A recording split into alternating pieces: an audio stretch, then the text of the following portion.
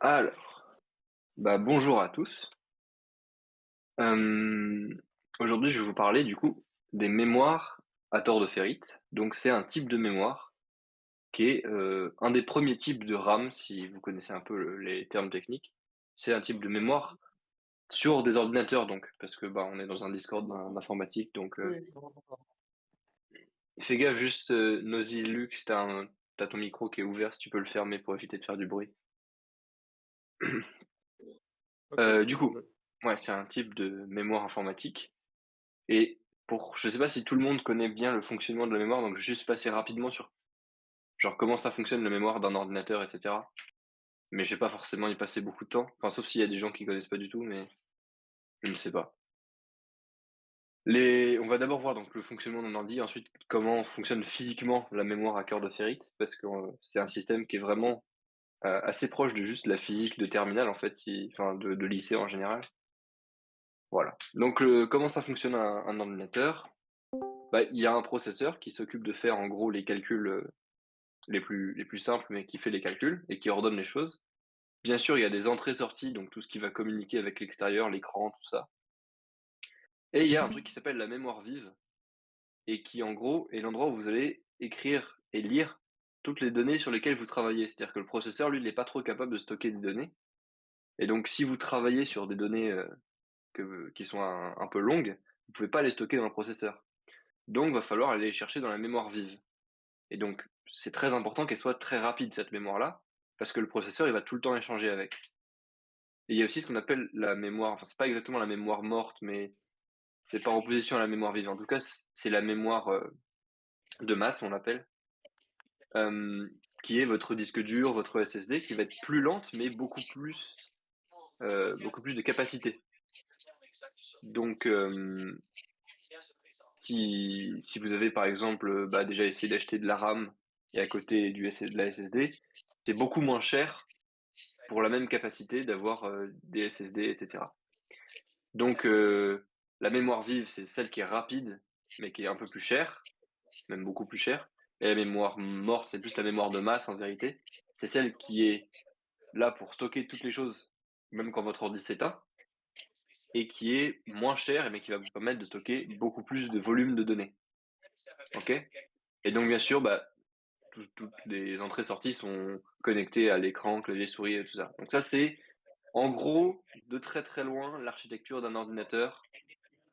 C'est très approximatif, mais le principal, c'est de comprendre que le processeur, il passe par les mémoires vives. En fait, si on veut être un petit peu plus précis, ce qui caractérise la mémoire vive, c'est 2 choses, c'est l'accès direct. C'est-à-dire que si vous voulez accéder à une donnée, il n'y a pas besoin de passer par les données précédentes avant d'y accéder, vous voyez? C'est direct, je veux telle donnée, paf, ça la donne. Un disque dur, par exemple, vous êtes obligé de faire tourner le disque dur et faire bouger l'aiguille, la tête de lecture, si vous voyez comment ça fonctionne un disque dur, jusqu'à l'endroit, donc c'est pas un accès aussi direct. Et il y a des types de mémoire comme par exemple les bandes magnétiques où vous êtes carrément obligé de faire défiler la bande magnétique, même si c'est plus trop utilisé aujourd'hui, c'est quand même une caractéristique importante. Donc accès direct aux données. Et c'est de là que vient le nom RAM. RAM, ça veut dire Random Access Memory. En gros, on peut le traduire par accès arbitraire. On peut accéder arbitrairement à n'importe quel endroit de la mémoire. Et la rapidité d'accès, je l'ai déjà dit, comme c'est là qu'on met toutes nos données importantes, c'est, super important qu'elles soient rapides parce que, ça change beaucoup la vitesse de votre ordi, quoi. Ici, je vous ai fait un petit schéma de comment va se passer une interaction typique. Encore une fois, c'est très simplifié, hein, s'il y en a qui ont fait de l'architecture des ordinateurs, c'est plus compliqué que ça, mais on comprend quand même. En gros, votre programme, il est stocké dans la mémoire de masse, dans votre disque dur, quoi. Donc vous allez charger le programme et les données dans la mémoire vive et ensuite le processeur, il va s'occuper d'exécuter ce programme-là. D'accord? Donc il va lire une donnée, enfin lire, une instruction à faire, il fait ce qui est demandé et ensuite il redit à la mémoire, «Donne-moi la donnée suivante» et il fait les instructions suivantes et cetera. Il fait étape par étape tout ce qu'il faut faire. Bien sûr, on peut avoir besoin de charger des données qui sont dans le disque dur. Par exemple, si vous avez besoin de lire un fichier. Donc là, on va les charger dans un autre endroit de la mémoire, vive, la RAM. Parce que le processeur, en fait, il accède directement que à la mémoire vive. Le reste, il le met dans la mémoire vive et ensuite il y accède, en fait. Et donc, encore une fois, il va pouvoir aller chercher ces données, les mettre dans la mémoire vive et réinteragir avec la mémoire vive et faire comme ça plein de calculs étape par étape et c'est comme ça, en gros, que fonctionne, un processeur et donc là, on voit bien que la mémoire vive va être beaucoup plus sollicitée que la mémoire de masse. Donc la mémoire de masse, si elle est un peu lente, c'est pas très, très grave. Ce sera un peu lent au démarrage et de temps en temps, mais la mémoire vive, si elle est lente, c'est très, très grave parce qu'il y a plein, plein d'appels à la mémoire vive qui se font à chaque fois qu'il y a des nouvelles instructions à charger et pour les exécuter. Bien sûr, en réalité, c'est plus compliqué que ça, il y a d'autres types de mémoire et cetera, mais globalement, c'est ça. Alors, ça je l'ai déjà dit, mais on va parler maintenant des principes physiques qui sont nécessaires pour comprendre comment fonctionne la mémoire, la mémoire à cœur de ferrite. Et alors là, ça va faire un petit peu, on est plus sur le côté physique que et électronique que, informatique, mais rassurez-vous, les trucs cool et plutôt marrants, ils arrivent, relativement vite. C'est juste rappeler quelques principes de base. Donc, la mémoire à cœur de ferrite, ça stocke avec le magnétisme. Donc faut se rappeler du magnétisme, comment ça fonctionne. Peut-être vous avez jamais vu ça, mais déjà le magnétisme, ça peut avoir plusieurs orientations. En général, c'est 2 orientations. C'est-à-dire que quand il y a un matériau qui est magnétisé comme un aimant, soit il est magnétisé dans un sens, soit vous inversez son magnétisme. Hem, Certains matériaux, ils peuvent le retenir ce magnétisme. Donc bah, les aimants typiquement, vous leur donnez du magnétisme, ils le gardent. D'ailleurs, c'est comme ça qu'on fabrique un aimant. On prend un matériau particulier et on le met dans un champ magnétique très, très, très, très fort et ensuite il garde ce champ magnétique. Et ensuite, il y a un truc assez fou qui s'appelle l'induction et qui fait qu'en fait, si vous avez de l'électricité qui bouge dans un fil électrique, ça va créer un champ magnétique et à l'inverse, si vous avez un champ magnétique qui bouge autour d'un câble électrique, ça va créer un courant. Donc en fait, on peut passer de courant à magnétisme et l'inverse par ce qu'on appelle l'induction. Et ça, c'est, vraiment un principe super important pour plus tard. Mais ce qu'il faut vraiment comprendre, c'est juste, à partir du moment où il y en a un qui bouge, donc soit l'électricité qui bouge, soit le magnétisme qui bouge, enfin le champ magnétique qui bouge, ça va induire l'autre, automatiquement. Vous allez comprendre de toute façon quand on va donner, des exemples, mais l'induction, c'est vraiment, notamment, ce qui s'est utilisé, bah, dans, les moteurs électriques. Donc dans les moteurs électriques, on fait passer du courant autour enfin dans une bobine avec un aimant et hop, ça génère un champ magnétique qui va faire tourner le moteur. Et à l'inverse, dans les générateurs, c'est, du coup un champ magnétique. Si vous avez par exemple une éolienne, ça fait le mouvement de l'éolienne fait bouger un champ magnétique, donc un aimant en fait, ça fait tourner un aimant. On met des câbles électriques autour et on peut générer de l'électricité comme ça avec juste le fait que l'aimant tourne. Donc les 2 sens fonctionnent vraiment et en fait, quand on regarde, basiquement, un générateur électrique et un moteur électrique, c'est la même chose, mais c'est juste branché à l'envers, à quelques détails près. Il y a un petit détail aussi, c'est que le sens du courant électrique, ce sera le même que le sens du champ magnétique. Alors encore une fois, il y a des détails physiques, c'est pas le même, sens où on l'entend, mais il y a un rapport entre le sens du courant et le sens du champ et à l'inverse, le sens du champ magnétique et le sens du courant induit. OK? Il y a un rapport entre les 2, ils seront liés, en fait. Il y a un deuxième principe physique qu'on a besoin de comprendre, c'est l'hystérésis et celui-là, il est assez marrant parce qu'on peut essayer de trouver des applications de la vraie vie où il y a de l'hystérésis, en fait. C'est un mot super compliqué pour dire un truc relativement simple. En gros, c'est juste un phénomène qui se comporte pas de la même manière lorsqu'une cause extérieure, elle est croissante ou elle est décroissante. Donc c'est-à-dire, imaginez vous avez une cause donnée, je sais pas, la vitesse de quelque chose ou la tension ou je sais pas, n'importe quoi. Si elle est croissante, votre phénomène, il va avoir un certain comportement quand cette, cause, elle augmente. Et la plupart des phénomènes, on s'attend à ce que si la cause ensuite elle diminue, le comportement, ça va être le même comportement mais inverse. Mais quand il y a de l'hystérésis, c'est que c'est pas le même comportement. Alors on peut trouver, des exemples. Par exemple, la déformation élastique et d'autres trucs et voilà, j'ai encore des soucis d'image, désolé. Je règle ça rapidement. Coutchouk coutchouk. Voilà, comme ça, c'est mieux et il m'embête encore. Voilà. Donc ici, je disais la déformation élastique. Ça se passe comme ça. Si, de gauche à droite, on a la tension de votre élastique, donc vous avez un élastique, vous le tirez, plus vous allez à droite sur le graphique, plus ça veut dire que vous étirez votre élastique et en hauteur, c'est à quel point l'élastique est capable de redonner de la force. Parce que bien sûr, un élastique, quand vous le tirez et ben, ensuite il a envie de revenir, donc il a une force qui est stockée dans cet élastique, qui a envie de revenir au point de départ. Bah, vous voyez la courbe en rouge là, c'est quand vous tirez sur un élastique, combien il y a de force, donc plus vous tirez vers la droite, plus la force est stockée. Donc au début, la force, elle se stocke très vite, puis quand on arrive en bout de l'élastique, elle se stocke un petit peu moins vite, la force. Vous voyez pas le graphique? Ah, pardon, j'ai un petit souci de excusez-moi, on va faire comme ça.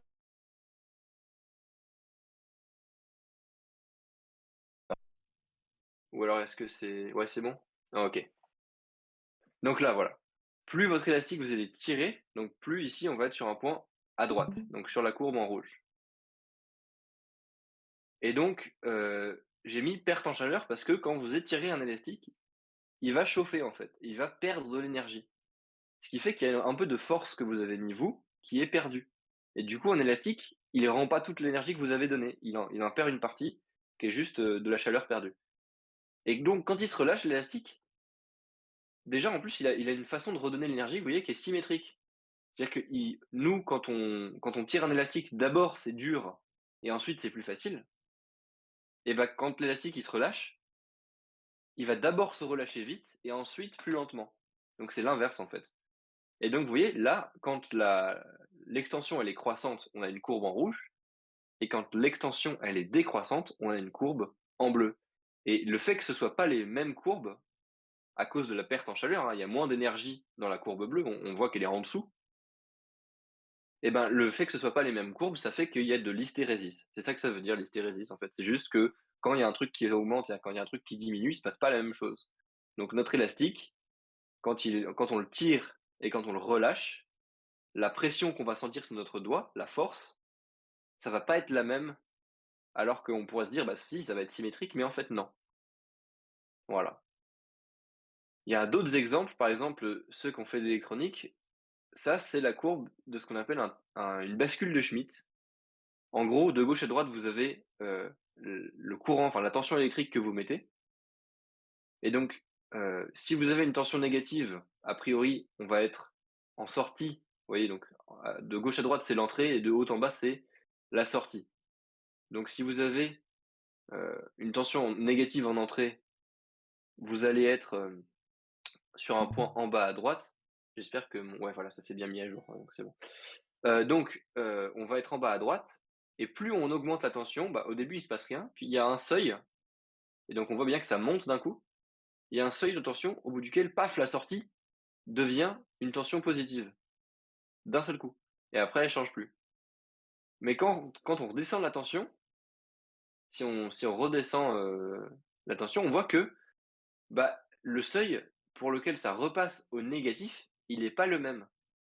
C'est-à-dire qu'il faut beaucoup monter la tension pour que ça passe en positif à la sortie et il faut beaucoup descendre la tension pour que ça repasse en négatif. Et en fait, l'exemple, qu'on pourrait donner, c'est, un robinet d'eau, vous voyez? Quand vous ouvrez le robinet, l'eau, vous savez qu'elle va sortir, mais elle met quelques secondes avant de sortir si c'est un robinet qui est loin de la sortie. Donc vous savez, vous ouvrez à fond, il y a rien qui sort, puis au bout d'un moment, il y a tout qui sort. Beh, c'est exactement ça que ce schéma-là, il montre. C'est-à-dire que vous ouvrez votre robinet, donc vous êtes en bas, vous augmentez la sortie d'eau, puis après d'un coup, paf, vous prenez toute l'eau. Du coup, vous diminuez le robinet, mais l'eau, elle continue à couler jusqu'à un deuxième seuil et paf, ça redescend. Donc, quand il y a un robinet qui met du temps à arriver, c'est aussi une forme d'hystérésis. d'accord? C'est c'est pas exactement la même forme d'hystérésis que ce dont on va parler, mais voilà, il y en a plein des formes d'hystérésis. En sociologie, on parle d'hystérésis, en climatologie, on parle aussi d'hystérésis, donc il y en a vraiment dans plein de sujets. Et l'hystérésis qui nous intéresse nous, c'est exactement cette courbe-là, qui est l'hystérésis magnétique. Donc quand vous avez un matériau magnétique et que vous appliquez dessus un champ magnétique, et ben, si on part de zéro, il y a le petit bout de courbe au milieu là, qui vous montre comment le magnétisme du matériau va augmenter. Il augmente et il arrive à un seuil après lequel, pouf, il est capable de rester stable.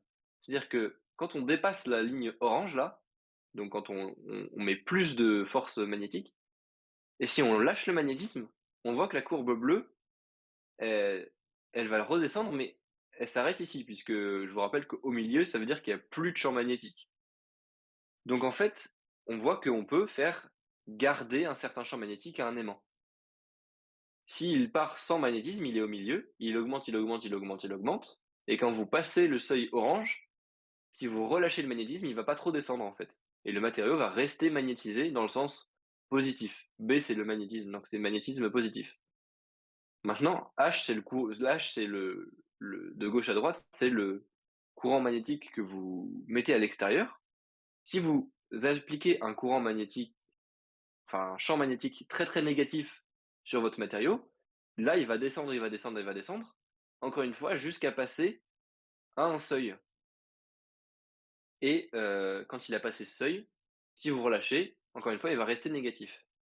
Donc c'est un petit peu comme si vous aviez, vous voyez, un levier et si vous poussez un peu le levier vers l'avant, il se bloque pas, mais à partir d'une certaine force avec laquelle vous poussez votre levier, paf, le levier, il se bloque en position avant et après, il faut le tirer, vous le tirez, vous le tirez et si vous tirez pas très fort, il va rester en position avant, mais si vous tirez assez fort, paf, il va se bloquer en position arrière et comme ça, vous pouvez passer d'une position à l'autre et il garde sa position en mémoire. Et donc on voit bien l'intérêt de ça pour, stocker des informations, parce qu'on peut garder en mémoire le magnétisme, même si on n'applique plus de champ magnétique, notre matériau reste magnétisé. Alors maintenant, comment ça fonctionne les tores magnétiques? Bah déjà, un tore, si vous voyez pas ce que ça veut dire le mot tore, c'est le nom mathématique de la forme d'une bouée de sauvetage ou d'un donut. Voilà, c'est vraiment un pâté avec un trou quoi au milieu, un rond avec un trou. Et donc c'est parce qu'on utilise des matériaux de cette forme-là pour stocker du magnétisme.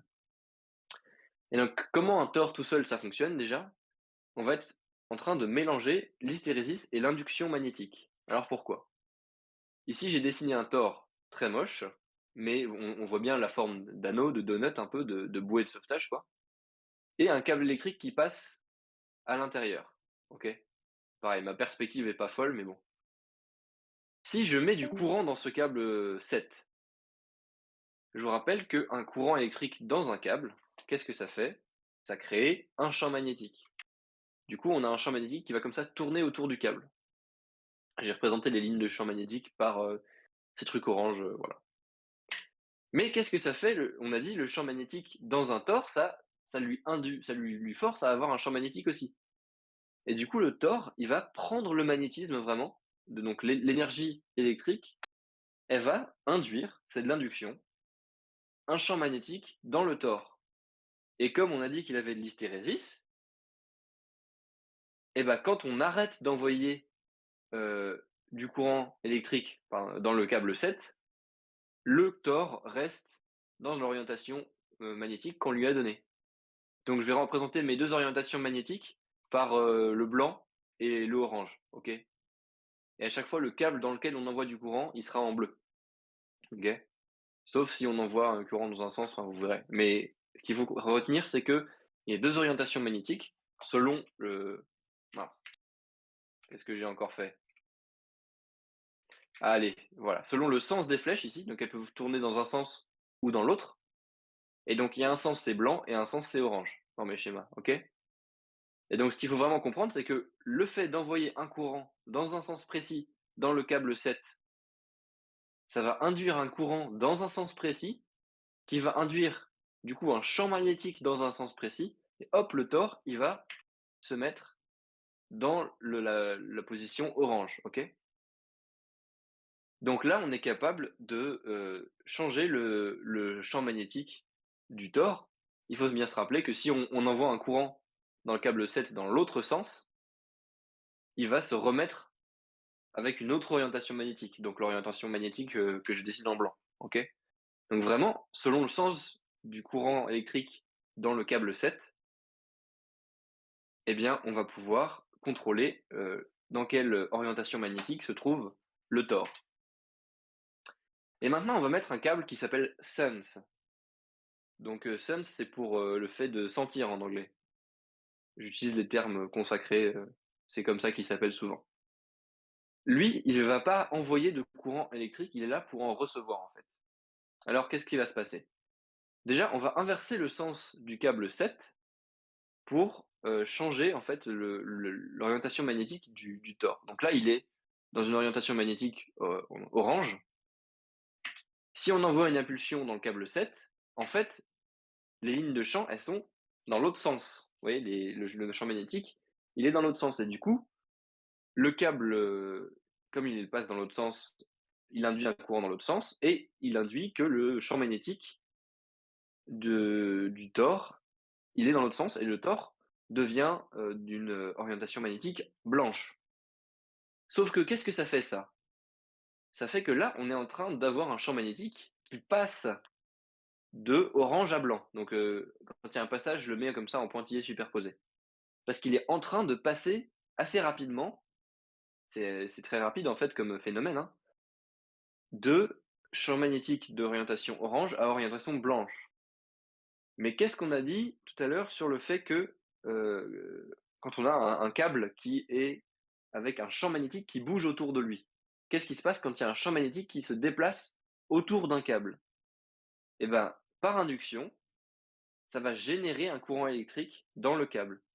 Donc le câble 7, lui, il a un courant électrique qui crée un champ magnétique.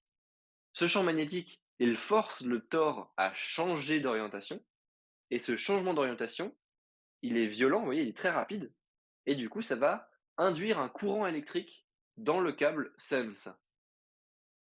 Et là, donc là, je l'ai dessiné. Le champ magnétique qu'on va appliquer sur le câble sense, ça va lui induire un courant électrique. Et du coup, à chaque fois qu'on va changer l'orientation violemment d'un tore magnétique, qu'est-ce qui va se passer? Eh ben, il y aura une impulsion électrique dans le câble sense. Voilà et du coup, on peut voir que quand est-ce que le tore magnétique a été inversé. Alors ça permet pas encore de stocker des données ça, parce qu'on est juste capable de voir quand est-ce qu'il est inversé. Alors, comment on fait pour lire une donnée qui a été stockée? Parce qu'on sait comment le mettre dans une orientation ou une autre. Eh ben, la première étape, c'est d'écrire. Alors, moi j'ai mis un 1 parce que vous savez, l'ordinateur, ça fonctionne avec du binaire, donc allumé, éteint. Donc on va dire que allumé, c'est l'orientation orange et éteint, c'est l'orientation, blanche, mais c'est arbitraire, on pourrait inverser, ça change rien. C'est on choisit comme on veut, hein. Mais pour moi, voilà, allumé, le 1, logique, le vrai, si vous avez fait de la programmation, le true, ce sera le 1. Et une fois qu'on l'a écrit, il faut lire cette valeur, donc avec le fil sense. Alors, écrire la valeur, on sait déjà faire. Il faut envoyer une impulsion, électrique dans le câble 7. Hop, ça va, changer l'orientation de notre tore et ensuite on n'a plus besoin d'électricité sur le câble 7. Le tore reste magnétisé dans ce sens-là. Et ensuite, comme cet état-là, il est stable, il va falloir créer une instabilité pour pouvoir créer un courant électrique. Et donc, on va inverser le sens du câble 7. On va envoyer une impulsion électrique que j'ai mise en blanc ici parce que du coup, elle est dans l'autre sens, hein, elle est plus dans le sens orange. Ça va faire changer d'état le tore et on se rappelle, comme il y a un changement d'état violent, ça induit un champ électrique qui bouge et donc ça induit un courant électrique dans le câble sense. Pouf! Et ici, on a réussi à lire qu'il y avait bien, un 1 stocké, d'accord? Le tore était d'orientation, orange, puisqu'il y a un courant électrique que j'ai représenté en orange dans le câble sense, d'accord? Donc ça, c'est le cas où notre, tore était dans la position orange. Mais maintenant, qu'est-ce qui se passe quand le tore est à 0? Donc quand le tore est en position blanche? Si je fais exactement la même chose, donc j'envoie une impulsion électrique dans le câble 7. Sauf que mon impulsion électrique, elle est déjà dans le même sens que le tore, d'accord? Puisqu'elle est à l'envers. Et le tore est déjà en position blanche. Donc qu'est-ce que ça va faire? Bah, rien du tout. Puisque le sens du courant électrique et le sens du magnétisme du tore, eh bah, c'est les mêmes. Et ça va faire que il va pas y avoir de courant induit dans le câble sense puisqu'il y a pas de changement du champ magnétique en fait. D'accord? La seule chose qui induit du courant dans le câble sense, c'est quand le champ magnétique, il se déplace, il bouge, donc il change de orange à blanc ou de blanc à orange. Et donc là, bah, il va pas y avoir de courant induit dans sense. Donc on peut lire qu'il y a pas de courant, c'est un zéro. Donc voilà, ce qu'il faut retenir, c'est pour lire, on va forcer le tore à se mettre en position blanche. Donc s'il change pas, il se passe rien, donc il y a pas de courant dans le câble sense. Mais si il change de position, alors, par le changement, il y a un courant qui va s'induire dans le câble sense. Et forcément, on, on va associer ça à courant, pas de courant dans le câble sense. Donc après, on peut faire de la logique sur notre ordinateur, 1 ou 0, etc. Alors, la deuxième question, c'est comment est-ce qu'on peut combiner des tores tous ensemble? Parce que bah, si on a un tore tout seul, on peut stocker que une donnée, que 1 ou 0. Et a priori, c'est pas très intéressant. Donc il faut pouvoir en mettre plein ensemble. Et ça d'ailleurs, ça c'est l'intérêt principal des tors parce que c'est un des premiers types de RAM. Et je vous rappelle, la RAM, sa caractéristique principale, c'est qu'on peut accéder aux données très rapidement. Donc il va falloir accéder à n'importe quel tore très rapidement pour écrire ce tore-là précisément ou vérifier sur quelle valeur il est, celui-là seulement et pas les précédents, et très rapidement. Donc c'est ça la RAM, vraiment, c'est la caractéristique principale, c'est qu'on peut accéder à n'importe quel élément de la mémoire très rapidement, sans passer par d'autres éléments de la mémoire. Et on va utiliser pour ça le système des courants coïncidents. Coïncidents, ça veut juste dire qu'ils sont ensemble en fait. Si je vous remets le schéma ici, ce dont il faut se rappeler, pardon, ce dont il faut se rappeler, c'est que la limite, elle est au niveau de la barre orange. Donc si on met un courant électrique qui va pas jusqu'à la barre orange, en horizontal, vous voyez, qui va que, par exemple, jusqu'à à peu près ici, d'accord? Jusqu'à la moitié, en gros, de la tension, maximum, il va rien se passer pour le tore. Il va pas changer d'orientation. Mais si on va mettre un deuxième courant, ils vont s'additionner, d'accord? Parce que les 2 courants électriques vont générer un champ magnétique qui va s'additionner et là, on va passer la barrière. On va passer la barre orange et du coup, là, le tore va changer d'orientation et ça fonctionne dans les 2 sens. Comment on peut utiliser ça pour, accéder à plein de tores en même temps? Eh ben, on va faire comme ça. Ici, donc, on a 9 tores et les fils verticaux et horizontaux, sont totalement, indépendants, d'accord? Simplement, si on envoie un courant électrique pas trop fort sur un des fils horizontaux, ce courant, tout seul, il n'est pas assez fort pour faire changer aucun des tores qui est, sur sa ligne, d'accord? Ils vont rester dans l'orientation blanche. Par contre, si on ouais, pardon, de la même manière, ça c'est pareil pour les lignes verticales, ça fera jamais, changer à lui tout seul un des tores de, sa ligne. Mais l'avantage, c'est que si on met les 2, il y a un seul tore qu'aura la somme des 2. Vous voyez? Il aura 2 courants électriques en même temps et là, ce sera assez pour le faire changer d'orientation. Voilà et après, il va garder son orientation et donc là, on voit qu'on peut changer l'orientation de n'importe quel tore dans une énorme grille, juste en choisissant sa ligne et sa colonne. Donc ça permet de stocker beaucoup, beaucoup de tores d'un seul coup. Et alors la question, c'est comment on fait pour lire un tore donné, de savoir sur quelle position, il est? Et bah, de la même manière, il va falloir faire passer le câble Sense par tous les tors. Donc là, je l'ai fait passer par tous les tors et là, bah, si vous allez vous voyez, là, j'ai mis sa ligne et sa colonne à notre tore orange en blanc, donc je le force à changer d'orientation. Pouf! Il va générer, il va changer d'orientation très vite et comme le câble Sense passe par tous les tores, quel que soit le tore qui change et bah, hop, ça va générer un courant électrique qui, je vous rassure, n'est pas assez fort pour faire changer tous les autres tores d'un coup d'état, hein.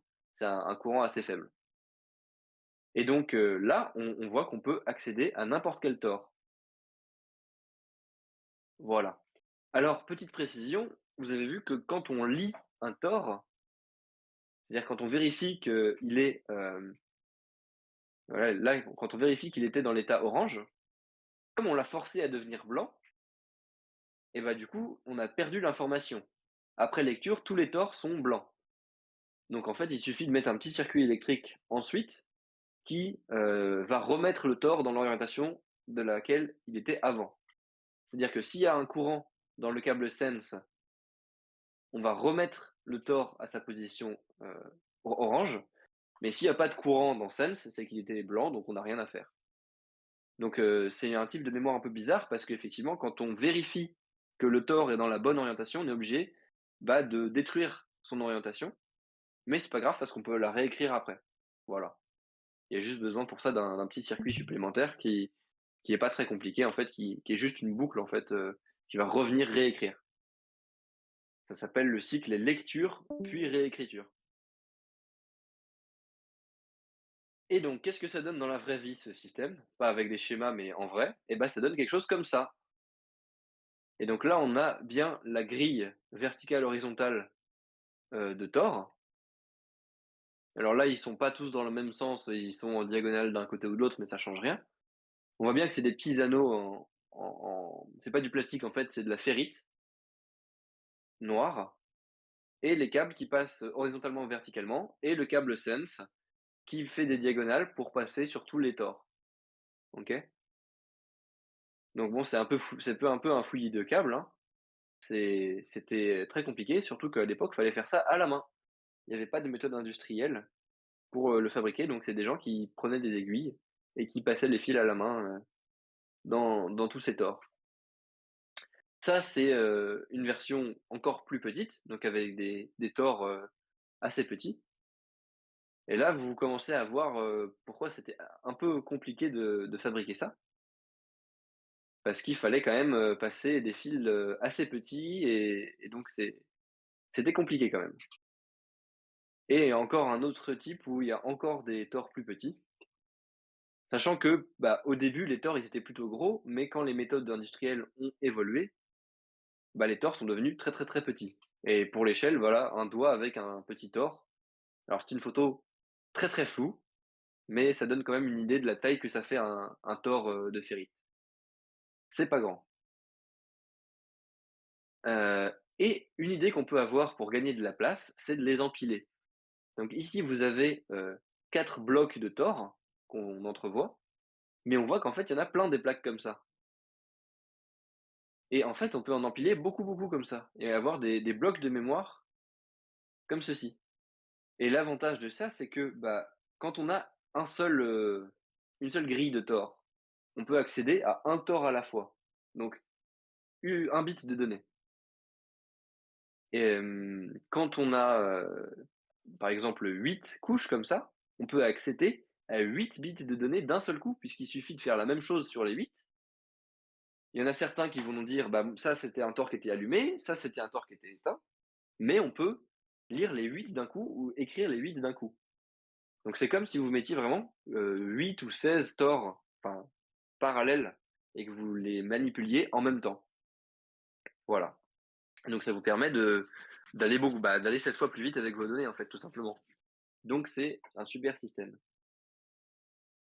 Alors, pour répondre à la question de Simon, ça, c'est un type de mémoire qui s'est développé à partir des années 50 et jusque dans les années 70, c'était encore, très utilisé. J'ai pas trop fait, l'historique sur ma présentation, mais ce qu'il faut comprendre, c'est que l'idée d'utiliser le magnétisme pour stocker des données, heu, on l'a toujours eu en fait. Enfin, on l'a eu depuis les débuts de l'informatique. C'est juste que, on n'avait pas forcément la technologie pour, déjà fabriquer ces systèmes-là, parce que c'est faut quand même, savoir câbler beaucoup de Tor, et on n'avait pas eu l'idée de les mettre en grille. Et puis, c'était des systèmes qui étaient pas forcément très avantageux par rapport à d'autres systèmes qui existaient, en fait, avant qu'on prenne le temps de développer ça. Et donc, la première, on va dire invention importante, c'était le cycle, réécriture après lecture. C'est-à-dire que, comme quand vous lisez, enfin, quand vous lisez un Tor, ça efface les données, donc il y a un mec qui a eu l'idée, bah, on va faire un petit circuit électronique qui réécrit la donnée une fois qu'on a lu, pour pas que ce soit perdu. Ça, c'est la première percée. La deuxième percée, c'est de les avoir mis en grille. Donc ça a permis d'en faire un système de mémoire très avantageux, et bah, notamment au début des années, 60 en fait, pour toutes les années 60, ça a été le système de mémoire, le plus utilisé parce qu'il était pas trop cher et plutôt efficace. C'est-à-dire qu'on avait des mémoires tambours qui étaient, moins chères, mais beaucoup moins efficaces, et les mémoires à lampe à vide, si vous connaissez les lampes à vide, en gros, c'est l'ancêtre du transistor. C'était plus efficace, mais c'était beaucoup plus cher parce qu'une lampe à vide, ça coûte cher, puis ça tombe tout le temps en panne. Alors que justement, les mémoires à cœur de ferrite, ça tombe jamais en panne. Alors, je sais plus si j'en ai parlé ouais, non, j'en ai pas parlé dans ma présentation, mais en fait, ces mémoires, à cœur de ferrite, elles ont été utilisées dans la technologie spatiale, et c'est parce qu'elles sont très, très résistantes à plein de perturbations, notamment aux impulsions électromagnétiques, au rayonnement radioactif qu'il peut y avoir dans l'espace. Il y a plein de types de rayonnement. Le seul, désavantage qu'il peut y avoir, c'est qu'elles sont sensibles, au changement de température. Donc il y a des trucs très drôles, par exemple des ordinateurs qui mettaient du temps à démarrer, non pas parce qu'il fallait démarrer, les applications et tout, mais parce qu'il fallait chauffer la mémoire. Donc il fallait la mettre à une bonne température, 60 degrés par exemple, et attendre que tout chauffe bien pour que l'ordinateur puisse démarrer. Donc il mettait une demi heure ou que de cet ordre-là à démarrer, quoi. Et donc on a ce genre d'exemple. Ça é donc c'est un type de mémoire, il faut comprendre, c'est très, très, très, très, très, très robuste, et c'est pour ça que ça a été utilisé jusque dans les années 90 carrément, dans certaines technologies spatiales, par exemple la Space Shuttle, la navette spatiale américaine, parce que, c'est vraiment hyper, hyper robuste à plein de perturbations, extérieures, contrairement, par exemple, aux transistors, qui sont quand même super sensibles au rayonnement, cosmique qu'il peut y avoir, et qui peuvent, faire n'importe quoi quand il y a trop de rayonnement.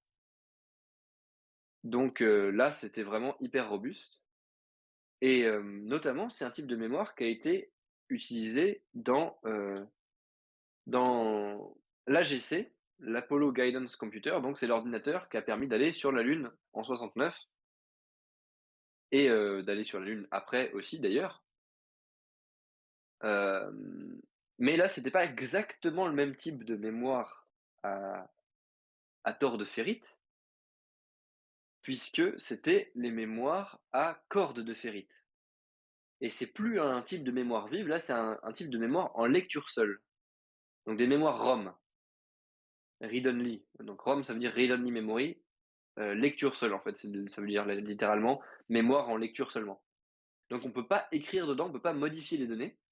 Et donc ça, c'était la mémoire qui était utilisée pour stocker les programmes, le logiciel de guidage, pour aller sur la Lune. Voilà. Et c'est à ça qu'elle ressemblait. Et ce qu'on voit, c'est que, bon, on voit pas super bien en fait, mais il y a plein de petits anneaux horizontaux en fait. On les voit un peu sur la rangée du bas. Si vous plissez un peu les yeux ou vous regardez le long, on voit un petit peu les anneaux, mais vraiment sur la rangée du bas, ça se voit plutôt bien que c'est des anneaux.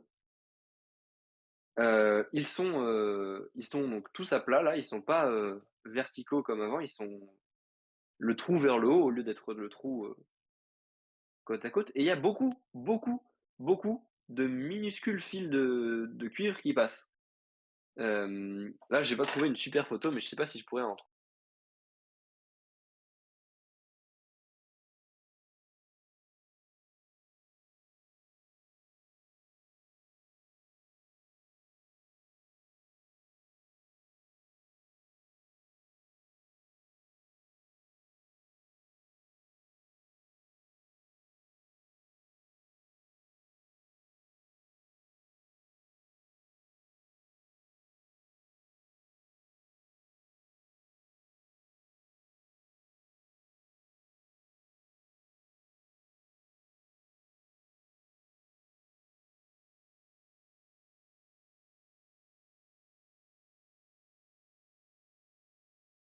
Pardon, j'avais mon micro éteint. Donc je disais, on voit qu'il y a, beaucoup, beaucoup de fils qui passent, même, ici, voilà, on voit qu'il y a beaucoup, beaucoup, beaucoup de fils en cuivre et c'est un peu l'inverse de la mémoire qu'on a vue nous. C'est-à-dire que si on revient sur, hop, sur ma présentation qui est où est-ce qu'elle est? Bah mince, pourquoi je trouve plus mes présentations? Attendez, un petit souci là.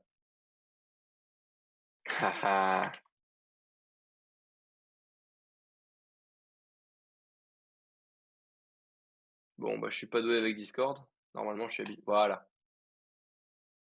Donc si on revient sur notre type de mémoire d'avant, on regarde, par exemple ici, on avait beaucoup, beaucoup de tore, beaucoup de tore de ferrite et pas tant de fils que ça, en fait. Il y a, à peu près, 2 fils par tore, quoi. Alors qu'avec ce type de mémoire-là à cordes de ferrite, il y a pas énormément de tore. Vous voyez, ils sont assez gros, en fait. Ça fait à peu près la largeur d'une main, cet objet-là, hein, et la longueur d'un avant-bras, en fait. Donc ils sont assez gros les tores par rapport à ce qu'on a vu avant, mais par contre, il y a énormément de fils et toute l'astuce, c'est qu'au lieu de stocker les données avec les tores, on stocke les données avec les fils. Alors voici le schéma qui est un peu coupé en haut. J'ai pas eu le temps de trouver une photo, qui est pas coupée en haut, enfin de refaire mon schéma pas coupé en haut. Mais en fait, pour chaque mot, donc un mot, c'est un ensemble de données que vous allez récupérer d'un seul coup. Donc là, j'en ai mis des données par 4, d'accord? Mot 1, il a 4 données, mot 2, il a 4 données. Pour chaque adresse, vous allez avoir un tore particulier. Donc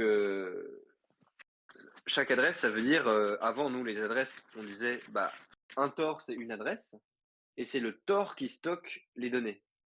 Là, un tore, c'est une adresse, mais c'est les fils qui sont à gauche qui vont stocker les données. Et comment ils stockent les données? Bah, en passant à travers le tore ou en ne passant pas à travers le tore. Donc, si on prend le mot 1, on voit qu'à l'adresse 0, en bas, j'ai dessiné en vert, il écrit 1, 0, 1, 1. Pourquoi? Parce que le fil A, il passe dans le tore, donc ça fait 1. Le fil B, il passe pas dedans, ça fait 0. Et le fil C et D, il passe dedans, donc ça fait 1, 1. Si on prend par exemple 0, 0, 1 à l'adresse 2 pour le mot numéro 1, on voit que le fil A, il passe pas dans le tore, le fil B non plus, donc ça fait bien 0, 0. Et le fil C et D, ils passent dans les tores. Donc ça fait 1, 1. Et en fait, pour chaque, mot, donc vous avez pareil pour le mot 2 que j'ai numéroté mot 1 parce que je me suis planté, mais le mot de couleur bleue, le mot 2, et ben, ça peut être n'importe quoi d'autre différent parce que lui aussi, il a son ensemble de fils. Et donc pour lire, une donnée avec ce type de mémoire, bah, vous allez choisir, quel mot vous voulez lire, quelle adresse vous voulez lire, donc ça vous fait 2 sélections déjà, pour les mots et 4 sélections pour, les adresses. Donc 2 fois 4, 8. Ça vous fait 8 adresses différentes, en fait, 8 possibilités différentes, pour ça qu'il y a 8 groupes de nombres, en bas et à chaque fois, vous allez choper un mot en entier, donc 4 bits. Et comment on fait pour le lire? Bah, tout simplement, on regarde le mot qui nous intéresse, on prend le tore à l'adresse qui nous intéresse et on l'allume et on l'éteint. Enfin, on change sa polarité, enfin son orientation magnétique. Et qu'est-ce que ça fait? Je vous rappelle que quand on change l'orientation magnétique d'un tore, et ben, ça induit un courant électrique dans tous les fils qui passent à l'intérieur, mais pas dans les fils qui passent pas à l'intérieur. Et donc là, on va avoir un courant électrique uniquement dans les fils qui passent par ce tore. D'où le fait qu'on va avoir des 1 à tous les fils qui passent dans ce tore et des 0 à tous les fils qui ne passent pas. En fait, les 1, ce sera, le courant électrique, induit par le fait que le tore va changer d'état. Et en plus de ça, il y a un petit peu de subtilité sur les câblages, de ces tores-là, justement, les 4 tores d'adresse. Parce qu'en fait, on peut se débrouiller pour ne pas avoir un fil d'activation pour chaque tore, mais en avoir beaucoup moins. Par exemple, pour là, les 4 tores qu'on a ici, on pourrait avoir seulement 3 fils et avec ces 3 fils-là, gérer les 4 tores. S En fait, ça fonctionne un petit peu à l'envers, heu, mais je vais prendre les questions d'abord et éventuellement, si on a le temps, je vous expliquerai en détail ça. Mais ce qu'il faut comprendre, c'est qu'on peut se débrouiller pour allumer n'importe lequel de ces tores très facilement, avec peu de fils et en plus, ça nous sert à en gros, à faire un décodage d'adresse binaire, si vous connaissez le principe de décodage d'adresse binaire, en même temps qu'on sélectionne le tore avec peu de fils. Voilà. Alors est-ce que vous avez des questions?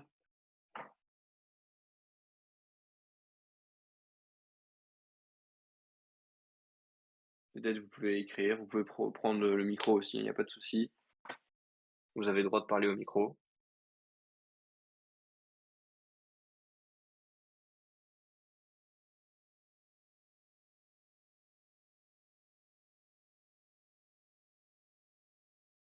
Je vous le redis quand même parce que c'est une question qui vient souvent.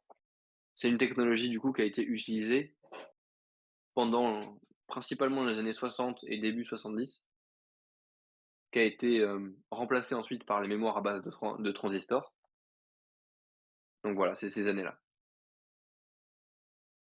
Joner, une question peut-être? Je ne sais pas. Ah, bah, merci de Joner de trouver ça intéressant. Hem, Si j'avais deux trois notes sur, des petites ordres de grandeur techniques. Hem, la Notamment le prix du bit, hem, au début de la production, ça coûtait à peu près 1 dollar de par tore.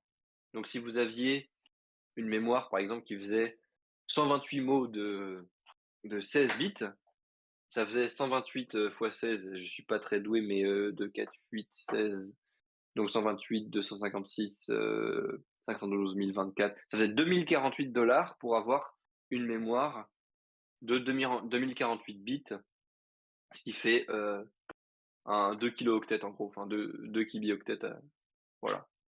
Donc 2 kilooctets, ça coûtait déjà 2 000 $. De toute façon, les ordinateurs à cette époque-là coûtaient, des milliers et des milliers de dollars, c'est ça qu'il faut comprendre. Donc c'était pas si choquant que ça. À la fin, quand on savait vraiment bien en faire, ça coûtait plus que 0,01 $ par bit, donc 100 fois moins cher. Donc les procédés ont bien évolué, ça a quand même duré 15 ans au moins, voire plus, l'utilisation de ces mémoires. Le truc marrant, c'est que, la première fois qu'on a fait, un ordinateur avec vraiment cette mémoire-là, avec, vous savez, le système des mémoires, enfin des grilles empilées les unes sur les autres et qui l'utilisaient vraiment comme mémoire principale, c'est avec le projet, Whirlwind. Donc c'était en fait un ordinateur super intéressant parce que déjà, c'est le premier ordinateur qui n'avait pas juste remplacé un système qui existait déjà mécaniquement. Parce que vous savez qu'avant les ordinateurs, on avait des systèmes mécaniques pour calculer. Donc par exemple, il y avait des règles à calculer pour faire des multiplications, c'est des règles qui coulissent l'une dans l'autre pour faire des multiplications. Puis il y avait plein de systèmes mécaniques complexes pour, par exemple, faire des calculs de marée. C'était des systèmes de poulies, pour calculer la marée, en fait. Et il y avait plein, plein, plein de systèmes comme ça qui étaient mécaniques. Même pour, par exemple, faire les recensements, c'était des systèmes électromécaniques, donc c'était déjà des cartes perforées, mais il n'y avait pas d'électronique et ni d'informatique à proprement parler. C'était juste, des compteurs mécaniques avec des cartes perforées. Et donc l'ordinateur Whirlwind, c'était un ordinateur qui était là pour gérer en fait si je me souviens bien, c'était des airlines, comme on dit, des données d'aviation, en temps réel. Et ça aussi, c'est intéressant, c'est que c'était le premier ordinateur à gérer des données en temps réel. Donc l'importance de la vitesse de sa mémoire, c'était assez crucial. D'où le fait qu'ils aient investi dans ce type de mémoire. Et donc c'est le premier ordinateur en 1951, donc vraiment tout début des années 50, qui a, utilisé ce type de mémoire. Donc c'est marrant que ce soit, 3, vraiment 3 étapes d'un seul coup, quoi. C'est le premier ordinateur qui est pas juste le remplacement d'un système, électromécanique ou juste mécanique. Premier ordinateur à traiter des données en temps réel et 1er ordinateur à avoir, une vraie RAM. Enfin, il y avait des RAM avant, mais c'est pas trop ça qu'on utilisait et donc c'est le premier ordinateur à utiliser ce type-là de RAM, le les mémoires à cœur de ferrite, qui seront utilisées pendant encore, 20 ans, littéralement. Ce qui est énorme pour l'histoire de l'informatique, hein. Je vous rappelle que les années 50, c'est le balbutiement de l'informatique. Ça fait pas, 2 siècles les années 50, ça fait, 70 ans, 80 ans si vous êtes large. Même pas, ça fait voilà, ça fait 70 ans. Donc 20 ans, sachant que l'informatique a 80 ans, c'est énorme. C'est littéralement un type de mémoire qui est utilisé pendant un quart de la durée de l'informatique. Voilà. C'est juste, on l'a oublié parce qu'il est complètement désuet avec, les transistors qui sont moins chers, qui vont plus vite, qui consomment moins d'électricité et cetera. Alors, il y a Mart Climbing qui me demande: «Sur ton schéma, on voit que le mot 1 est sauvegardé dans 4 adresses différentes, mais avec un codage différent». En fait, un mot en informatique, c'est comme un mot en français, c'est un ensemble de lettres. Donc là, il y a 4 lettres qui sont dans l'ordre ABCD et donc ça te permet de lire 4 lettres en même temps. Tu vois, pour gagner du temps, plutôt que de lire tes lettres une par une, tu les lis par 4. Les ordinateurs, quand on dit ils sont en 32 ou 64 bits, vous avez peut-être déjà vu, Windows 32 bits, Windows 64 bits. Bah, c'est ça que ça veut dire, c'est la taille du mot. Donc un ordinateur 32 bits, il traite, tout par groupe de 32 bits et un ordinateur 64 bits, il traite tout par groupe de 64 bits. Donc 64 chiffres, à chaque fois. Moi là, c'est 4 chiffres. Mais vous pouvez imaginer la même chose avec, 64 chiffres d'un coup, ça fonctionnerait aussi. En l'occurrence, pour, le AGC, c'était quelque chose du genre 15 15 bits, mais en fait, il y en avait un qui était là pour autre chose que stocker des données, genre pour le signe ou je sais plus quoi. Enfin, c'est très bizarre parce que en gros, ce qu'il faut comprendre avec la technologie spatiale, c'est que c'est très spécifique. Ça doit être très fiable, remplir, sa fonction très précisément et pas être généraliste. Il y a pas besoin que ce soit généraliste. Donc en fait, il y a plein de détails, je veux dire que j'ai omis parce que, bah, en plus, enfin, c'est pas forcément des détails très intéressants, enfin, c'est intéressant en soi les détails, mais c'est vraiment des points de détail et il y a vraiment plein de trucs en plus dont j'ai pas parlé, mais effectivement l'encodage, dans le système de guidage, de Apollo, il utilisait effectivement, des mots de 16 bits, mais en fait, il fonctionnait sur 15. Il y en avait un qui servait à autre chose et puis il servait à 2 trucs en même temps. Enfin, c'était assez bizarre, en fait et c'était pour optimiser, en fait, l'espace mémoire. Mais des torts comme ça là, des torts d'adresse, il y en avait pas 4 comme moi, il y en avait 128. Ce qui faisait que vous aviez 128 adresses, plus le fait que vous aviez plusieurs mots comme, comme ici. Donc là, moi, j'en ai mis 2 des mots, mais je sais plus combien il y en avait, peut-être, je sais plus combien il y en avait pour le coup, j'ai plus une idée, mais si vous en aviez par exemple 16, ça vous faisait 2048 mots qui faisaient chacun 16 octets. Donc là, je le fais plus de tête, 2048 fois 16, 2000, donc on va faire 128, 16, tac, tac, ça fait du coup 32 000, ouais, ça devait être, de l'ordre de ça, 16 mots enfin 16 mots différents, 16 groupes de mots. Donc vous aviez, 32 000, bits, ce qui fait en octets, heu, 4 000 octets, donc 4 kilooctets à peu près. 4 kibioctets pour être précis.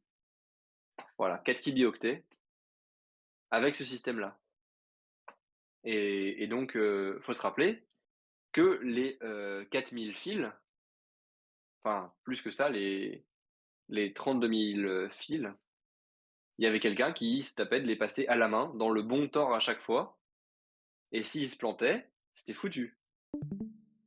Donc faut passer 32 000 fils un par un dans le bon tort. Voilà, donc heureusement, ils avaient un système qui leur disait automatiquement où passer le fil, hein. Je vous rassure, c'était pas, compté à chaque fois: «Alors le troisième de la quatrième rangée». Non. Ce qui s'est passé, c'est que le vrai qui a é la vraie mémoire qui a été utilisée sur la mission Apollo, il y a eu une plante sur un des bits et ils s'en sont rendus compte trop tard, parce que ça prend quand même 3 mois à câbler un truc comme ça. à la main. Ils s'en sont rendus compte un mois avant le départ de la mission Apollo. Qu'est-ce qu'ils ont fait? Du coup, au lieu de tout recommencer, ils ont fait une petite dérive du câble. Donc ils ont pris le câble, ils ont fait en fait une exception, mais à la main. Ils ont rajouté un bout de câblage en plus pour dire: «Bon, bah, quand tu vas chercher cette adresse-là, le fil en fait, c'est pas ça, mais c'est ça». Ils ont, rajouté un bout d'électronique, quoi. Donc c'est vraiment, hyper marrant comme truc. Ils ont littéralement, bah, fait un patch, mais à la main, quoi, Ils ont rajouté un bout de câble et un truc, pour, heu, pour que ce bit-là soit inversé. Parce qu'il était mal, il devait passer dans le Tor, puis en fait non, ou l'inverse. Et donc ils ont rajouté un truc à l'extérieur des Tors, quoi. Donc parce qu'effectivement, bah, 3 mois pour fabriquer le truc, effectivement, il y a intérêt à ce qu'il soit prêt en avance, hein. Ce qui est drôle, c'est qu'on en retrouve encore des boîtiers comme ça de l'AGC, hein, des boîtiers qui ressemblent du coup, à ça. Quand c'est fermé, ça ressemble à ça, voilà. Alors attendez, hop, que je vous remette mon navigateur. Caoutchouc, caoutchouc, il est où? Voilà, il est là. C'est des modules un petit peu comme des racks. Je sais pas si on a une meilleure photo, voilà. Ça ressemble exactement à ça. Donc ça se visse dans un rack et dedans, vous avez tous les tors et tout câblé. Et donc effectivement, là, je sais pas exactement, ouais, ça, c'est pas une de l'AGC, donc c'est pas ce qui nous intéresse.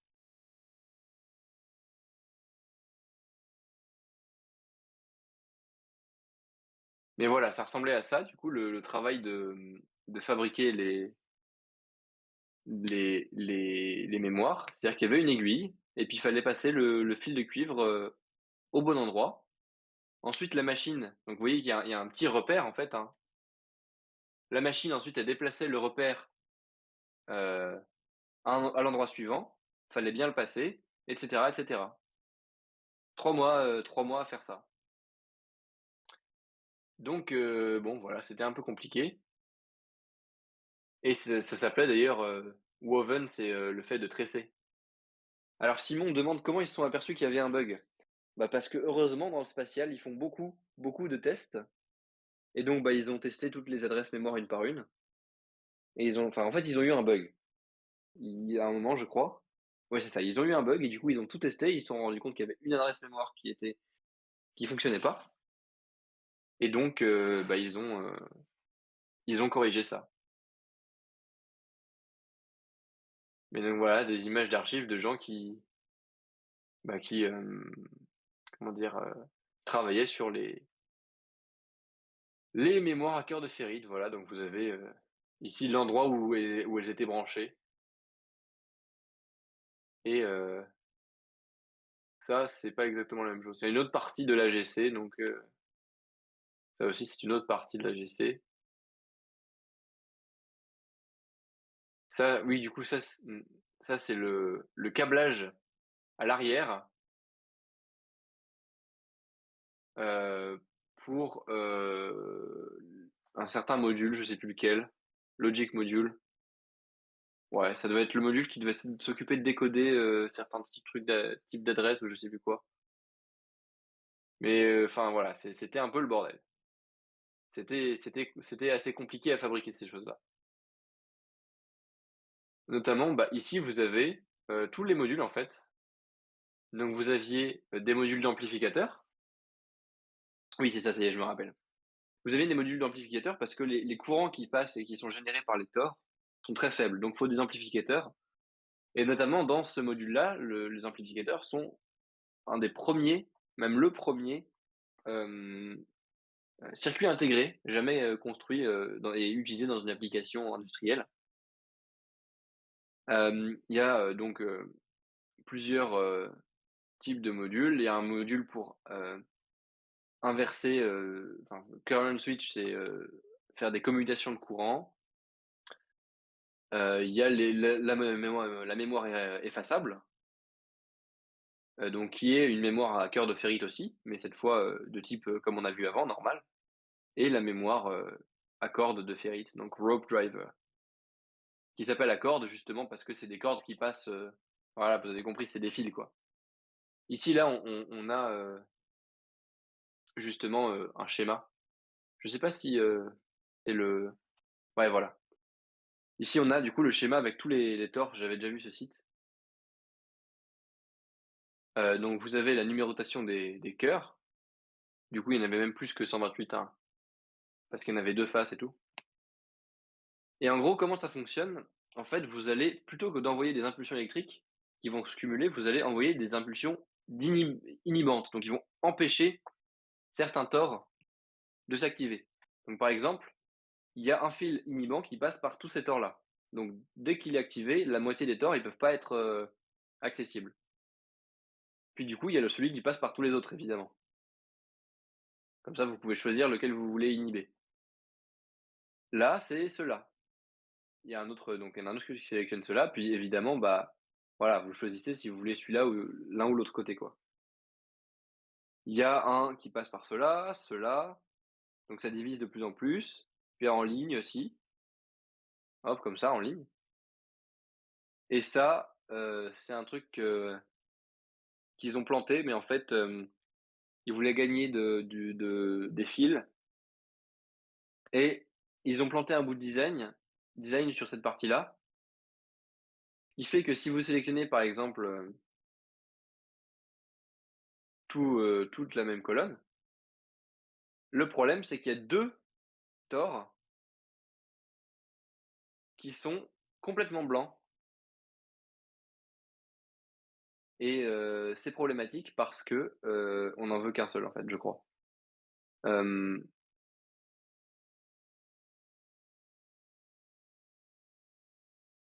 que je me rappelle comment ça s'utilise. Alors 7 AB, ouais, voilà. Donc là, on a 7, le premier tore ici. Donc vous voyez, 7 AB, en fait, normalement, ça active tous les tores du premier plan. Reset A, reset B, ça désactive la moitié à chaque fois. 7 CD, c'est pareil, reset C, reset D, voilà. Et donc si vous allez sélectionner un cœur particulier, par exemple, là, c'est lui qui est complètement inhibé, enfin, qui n'est pas du tout inhibé, donc qui est complètement blanc, et lui qui est pas du tout inhibé, donc qui est complètement blanc. Vous allez pouvoir dire: «Soit je veux celui-là avec 7 AB, soit je veux celui-là avec 7 CD». Donc par exemple, si je veux celui d'en bas, pouf, je fais 7 CD, donc ça envoie un courant électrique sur tous les tores de la planche en bas. On voit d'ailleurs la différence, hein. Là, il y a beaucoup de rouge, là, tout le rouge devient, plus doux parce que, bah, on envoie un courant électrique contraire au rouge. Mais, à part pour celui qu'on a sélectionné, c'est pas suffisant à inverser le champ magnétique. D'accord? C'est ça l'intérêt, c'est que au lieu d'avoir plein de tout petits courants électriques, c'est compliqué d'avoir des petits courants électriques très précisément. Là, vous avez des courants électriques qui vont empêcher le tore de s'inverser et comme on n'a pas besoin qu'il reste, en fait, dans cet état-là, c'est pas grave. Parce que je vous rappelle, là, c'est pas des tores qu'on a besoin de garder allumés ou éteints, hein. Parce que là, si je fais ça et que je me mets à faire ça, vous voyez, je me mets à changer lequel tore je veux, sélectionner, bah, il s'est effacé. Parce que, bah, quand c'est très rouge, ça va l'éteindre le tore. Mais c'est pas grave, nous, ce qu'on veut, c'est pouvoir en allumer un seul. Et du coup, ce système-là nous permet d'en allumer un seul, hem, avec encore moins de fils. Là, on a, 8 et 8, 16, 17, 18, 19, 20, 21, 22 fils pour contrôler les, 512, tores. Donc c'est vraiment très peu. Et donc vraiment ce qu'il faut comprendre, c'est ça. On sélectionne en rouge ceux qui vont pas être influencés. Donc par exemple, si je veux pas que ceux-là soient influencés, voilà, on peut sélectionner un peu ce qu'on veut.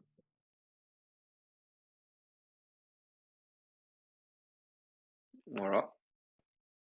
Et donc là, le seul qui sera influençable, ce sera celui-là ou celui-là.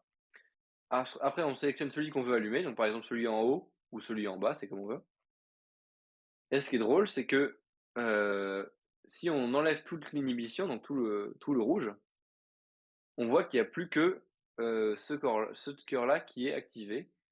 Sauf qu'en vrai, ils ont planté certains câblages, du coup, il y a tous ceux qui sont en rouge là, qui sont activés quand même. Donc enfin, il y a des trucs à rajouter. Mais on voit qu'en fait, il est dans un état partiellement allumé. Donc il est pas complètement passé dans un magnétisme fort, mais il est dans une espèce d'entre-deux, bizarre, qui est pas censé arriver, mais ils ont planté le câblage au moment du design. Et du coup, plutôt que de, recommencer tout, ils ont décidé de dire: «Bah, regardez, le tort là, à chaque fois, celui qu'on veut, il est pas dans la même moitié que ceux qui sont, à moitié mis». Vous voyez, tous ceux qui sont là en rouge, ils sont dans la moitié en bas et celui qui nous intéresse, il est dans la moitié en haut.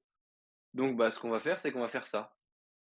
Ici, c'est lui qu'on reset et du coup, il y a que le tort en haut qui s'est retrouvé, à changer d'état et ce qui fait que, bah, ceux-là, là, pour l'instant, ils ont pas été influencés, donc il y a vraiment que celui qui nous intéressait ou celui-là, là, qui se retrouve, à être inversé. Donc par exemple ici, là, si on veut lire celui-là sans lire les autres, il suffit de faire hop, reset C, il a été inversé, donc ça a créé une impulsion magnétique dans tous les fils qui passent à l'intérieur, et ceux-là n'ont pas été touchés. Et donc c'est un petit peu du bidouillage quand même, mais c'est parce qu'ils avaient ou ils avaient planté un certain truc dans le design qui est quand même assez compliqué, hein. Faut pas se mentir, quand on regarde la tête par exemple, si on regarde le câble ILP, où est-ce qu'il passe? On se dit: «C'est logique qu'ils aient fini par planter un truc quand même». Pareil le câble, ILP négatif, voilà, c'est l'inverse. Bon, bah, ils se sont plantés, voilà, c'est normal quoi. C'est quand même un système assez compliqué. Donc si vous voulez, je vous mets, ce site-là, si vous voulez expérimenter un petit peu. Mais je suis pas trop rentré dans les détails de l'inhibition parce que ça rajoute encore, une couche de complexité et de détails sur, le fonctionnement physique et tout ça, donc bon voilà. Vous avez vraiment pas de questions, de trucs, supplémentaires, non? Ah oui, je vous ai pas parlé des temps d'accès. Bah, si vous avez des questions, vous pouvez les écrire. Vous pouvez aussi prendre le micro. Mais, les temps d'accès, évidemment, on s'est amélioré avec le temps, mais un cycle complet de lecture, dans les années 50, ça prenait 6 microsecondes. Donc 6 milliers, c'est des millionièmes de seconde, il me semble, si je me plante pas. Oui, c'est ça, c'est des millionièmes de seconde. Donc 6 millionièmes de seconde. À la fin des années 70, c'était à peu près, 10 fois plus rapide. Donc au début des années 70, on arrivait à faire 1,2 microsecondes, hein, donc début des années 50, 6 microsecondes, début des années 70, 1,2 microsecondes. Fin des années 70, donc vers la fin de ce type de mémoire, on arrivait à faire 0,6 microsecondes pour, lire des données, ce qui est à peu près la vitesse d'un disque dur. Voilà. Sauf qu'un disque dur, c'est quand même vachement lent et l'avantage d'un disque dur, c'est que ça peut stocker facilement des gigas, voire des centaines de gigas, voire des téras maintenant. Alors que, les tors comme ça, vu la taille que ça fait, si vous voulez mettre un téra, va falloir remplir des pièces. Mais oui, effectivement, Mars Climbing, c'était, assez rapide pour l'époque, effectivement. Et c'est pour ça que ça a été détrôné que, par les tors, les transistors qui, sont un système complètement différent, qui se base là plus du tout sur, du magnétisme, mais qui se base en fait sur, directement du courant électrique en fait. Il y a pas d'intermédiaire et il y a pas besoin de passer par un cycle, comment dire? De réécriture et enfin il y a plein de choses, avantageuses avec les transistors et c'est beaucoup plus rapide et ça consomme moins et c'est en partie parce que ça consomme moins que c'est plus rapide. Enfin ces trucs-là, c'est un peu bizarre des fois, hein, mais ce qu'il C'est faut comprendre, c'est que consommer moins, ça te permet d'être plus rapide. Tu as une question?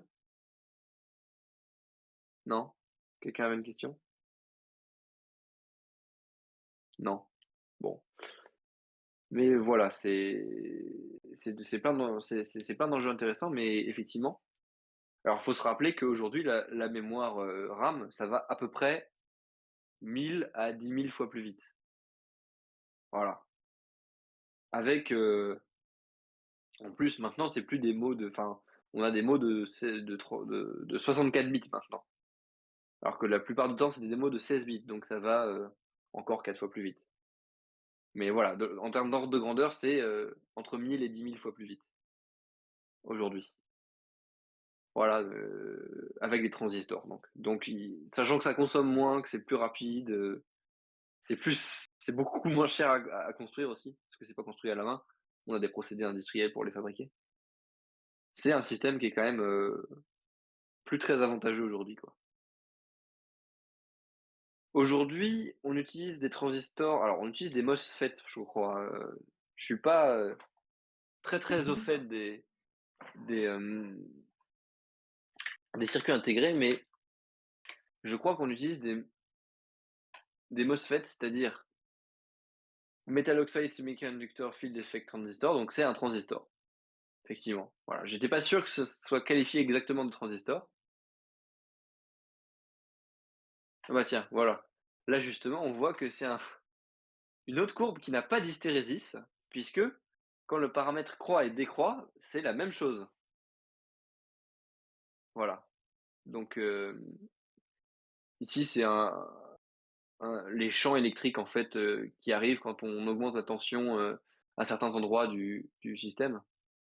En fait, un MOSFET, ça fonctionne en envoyant un courant électrique sur, la région qui est notée ici, hein, de déplétion, et le fait d'envoyer un courant électrique à cette zone-là, ça va faire un pont entre les 2 zones N+, si vous voulez, qui va permettre au courant de passer. Donc quand on envoie du courant dans la gate, ça permet de faire passer le courant. Enfin, c'est si je me rappelle bien, je suis pas très sûr de moi et c'est un peu compliqué, mais du coup, c'est avec des couches, en fait, et comme c'est par couches, comme ça fait des schémas un peu comme ça avec des couches, de trucs, c'est enfin des couches de matériaux différents, et ben, on c'est beaucoup plus facile à fabriquer. Il suffit de mettre les couches au bon endroit, une par une, et on peut, fabriquer ça beaucoup plus facilement, et donc le schéma, c'est ça, voilà, d'un MOSFET, et donc notamment, bah, si on envoie un petit courant à la commande ici, ça laisse passer le courant, de haut en bas. Donc c'est pas ex c'est ça fonctionne pas ça fonctionne comme une espèce d'interrupteur commandé, heu, électriquement, en fait.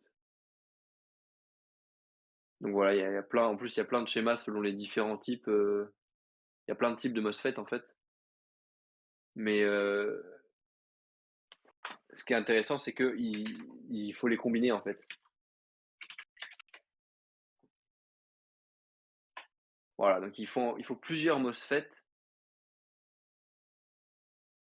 Ça ressemble à ça voilà. Là, on a un schéma pour sélectionner, du coup, les MOSFET, donc ça ressemble un peu aux mémoires à cœur de ferrite, hein. Mais là, je crois que enfin, il me semble que c'est avec des condensateurs, et il y a un truc, oui, c'est ça. C'est que les condensateurs, en gros, c'est des mini batteries électriques qui sont capables de se charger et de se décharger très, très, très, très, très, très vite. En fait, aussi vite qu'on peut leur apporter du courant, et donc, le fait d'utiliser des MOSFET, en gros, ça sert à faire la même chose que nous, ce qu'on avait avec les courants coïncidents.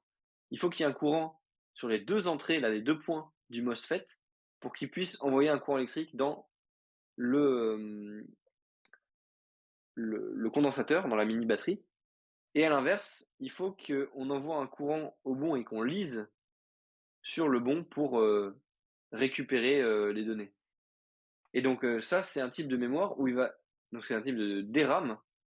Là, comme les condensateurs, ça a tendance à se décharger un petit peu tout seul, il va falloir très régulièrement repasser sur les, tous les condensateurs et leur redonner un peu d'énergie pour ceux qui en ont besoin. Donc c'est similaire, au cœur de ferrite où il fallait réécrire, mais là, c'est pas parce que quand on lit ça efface, c'est parce que il s'efface tout seul avec le temps. Ça s'appelle de la DRAM. C'est D pour dynamique, contrairement à la SRAM, statique. Et d'ailleurs, ils font le parallèle avec d'autres types de mémoire dont on a déjà parlé. La mémoire à cœur de ferrite, justement. Et donc, bah, ça, c'est un des premiers systèmes, voilà, enfin, un premier circuit intégré de MOSFET en 70. Donc, vous voyez, quand ça a été le début de la fin pour les mémoires à cœur de ferrite. Voilà, c'est un circuit intégré de mémoire.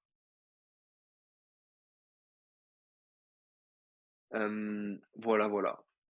Donc en fait, c'est un truc qui est resté dans la mémoire, hein. Le fait de faire une grille comme ça, c'est un système qui est très, très efficace pour accéder à des données. Donc en fait, on a gardé ce principe-là, qui vient des mémoires de ferrite. C'est pour ça qu'on dit souvent que c'est le premier type de RAM, même si c'est pas exact. Voilà. Écoutez, je sais pas si j'ai encore des choses intéressantes à dire, sur mes notes là, je regarde. Si je pourrais vous montrer, filestad.com, c'est un logiciel en ligne de simulation électrique et notamment,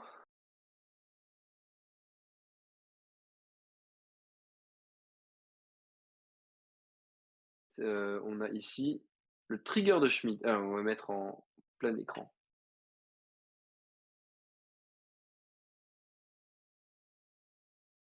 Amplificateur opérationnel, trigger de Schmitt, il est là, voilà.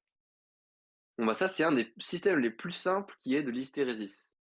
Donc si on regarde en bas à droite, houp là, en bas à droite, on a, cette courbe, qu'on a vue en forme d'un peu de S bizarre. Alors là, elle est un peu décalée, elle est un peu, voilà, elle est pas exacte. Mais en fait, ce qui se passe, c'est qu'à gauche, vous avez l'entrée, qui est du coup une courbe, qui monte et qui descend, donc la tension, elle monte et elle descend, mais elle est pleine de bruit. Donc ils ont fait exprès de mettre des petites oscillations en plus. Je sais pas si on voit très, très bien. Voilà. Ici, en fait, on voit qu'il y a beaucoup de c'est pas juste une courbe toute lisse qui monte et qui descend. Sinon ça ferait quoi? Ça ferait tension, fréquence appliquée. Voilà, ça ferait ça une courbe, toute lisse. Ça fonctionne aussi, hein. C'est juste, ça permet de mieux voir aussi le schéma à droite et cetera. Donc, hop, 1 kilohertz. Voilà. Ici, on a du coup rajouté du bruit et je sais pas pourquoi lui, il veut plus s'afficher.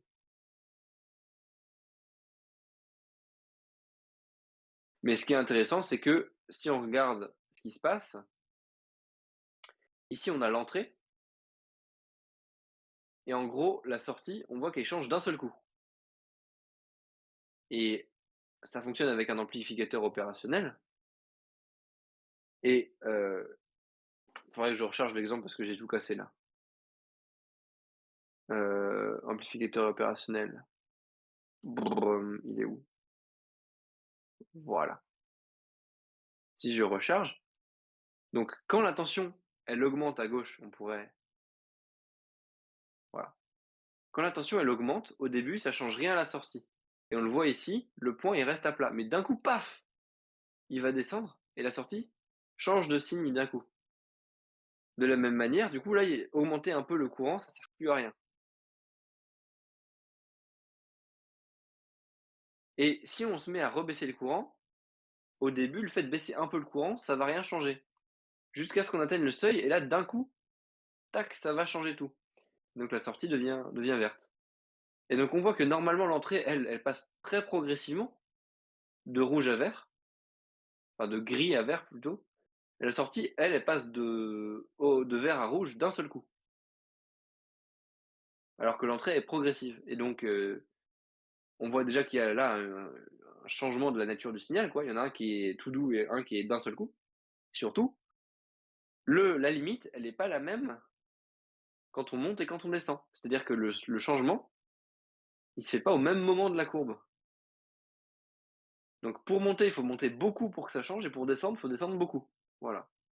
Bah, écoute, Mark Laing, bonne soirée à toi aussi et bon repas à toi du coup. Bah, de toute façon, on va avoir terminé là, hein, je pense, s'il y a pas de questions, je vous remercie également tous. Voilà. Finalement,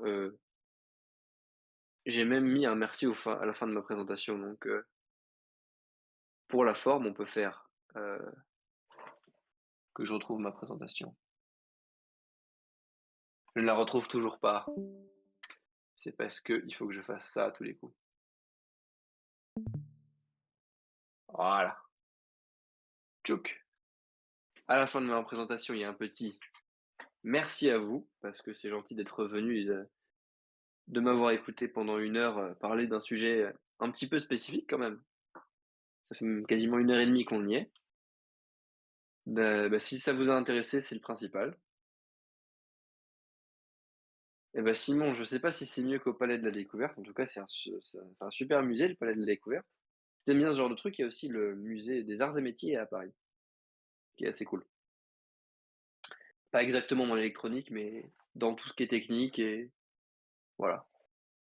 Bah, écoute Pierre, puisque tu soulèves le sujet des illustrations, sache qu'elles ont toutes été faites, un peu à l'arrache, aujourd'hui, mais que j'ai maîtrise un peu ce logiciel de dessin qui est très simple à maîtriser en fait et qui permet de faire les schémas, plutôt facilement. Voilà. Notamment, ça s'appelle Excalibro en fait, c'est en ligne. Je vous l'envoie aussi.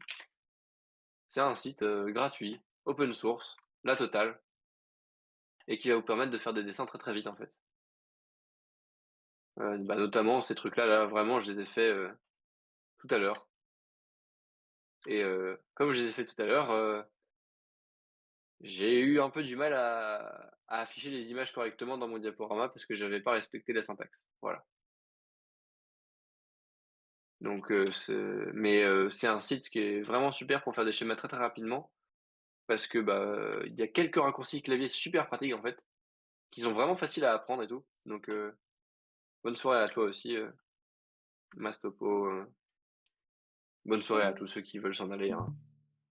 Mais voilà, le super logiciel de dessin, je vous conseille. Tiens, on va supprimer le canard.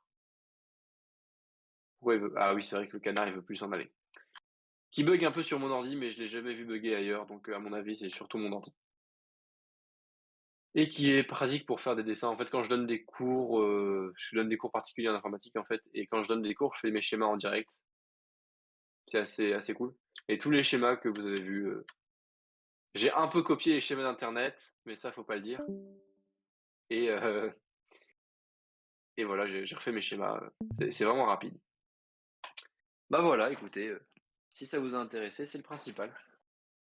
Moi, je vais pas tarder à y aller non plus, mais si Joner, tu pas des questions, je sais pas, Pierre aussi, si vous avez pas de questions, moi je vais pas tarder non plus. Bonjour Astrid. Bonjour. On est sur la fin d'une présentation. Du coup, tu as eu le Ah, malheur de ah, louper, cette présentation, c'est dommage. Mais je ah, crois c'est pas que grave. Joner a pris une vidéo, donc si tu veux la re-regarder, voilà. D'accord.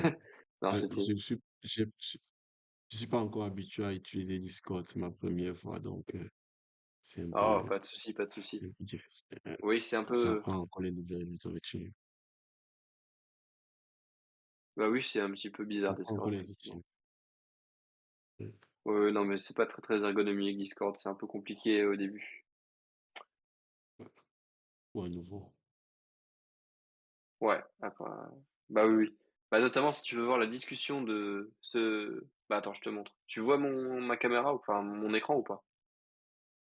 Je vois mémoire, attends, fait, Ouais, voilà. Tu vois oui, là je que du vois. coup que je montre Discord. Bon, bah, si Oui. tu veux avoir comment dire? Le fil de discussion, tu vois, tu vois, tu as les fils de discussion sur Discord Il y a un fil de discussion attaché à chaque, vocal et donc là, tu vois, tu vas sur le D'accord, petit logo, vocal ici. Ouf et comme ça, tu as le fil de discussion ici. Hop là et d'accord, tu peux d'accord. écrire des trucs et tout et tu peux, notamment, voir l'incroyable outil de dessin que j'ai utilisé pour ma présentation. Qui du coup donne ce genre de joli schéma, fait très, très rapidement. Ça, je l'ai fait, tous les schémas de ma présentation, je les ai fait en 2 heures, sachant qu'il y en avait quand même pas mal, 2-3 heures, ouais et donc tous ces trucs-là, là, ça se fait en Oh, quelques secondes. Ce qui était le plus long, c'est de oh, dessiner les petites flèches là, à la con, voilà. Donc super application, web de dessin. Même ça, c'était fait avec. Voilà, d'accord. Excalibur. Mais je vais vous laisser. Merci Joner à toi d'avoir fait la modération, durant, ce live. C'est bon, j'ai coupé l'enregistrement. Donc je suis désolé, je pouvais pas parler parce que pendant que je fais l'enregistrement, en fait, mon micro est coupé pour pas faire de son de à côté. Donc c'est pour ça que Hein, j'ai pas pu trop parler pendant la présentation. pas de souci, Mais en tout cas, c'était pas de super problème, pas de intéressant. problème. Bah, écoute, si ça t'a intéressé, c'est le principal. Enfin, Ouais, si je ça pense vous a que la intéressé. rediffusion elle va plaire à pas mal de monde. Franchement, c'était vraiment cool. Ah ouais? Bah, écoute, si ça plaît à du monde, Mhm. bon, tu couperas la partie où je dis que j'ai fait ça à l'arrache, hein, quand même. Bah non, sinon c'est pas drôle. Sinon, c'est pas drôle.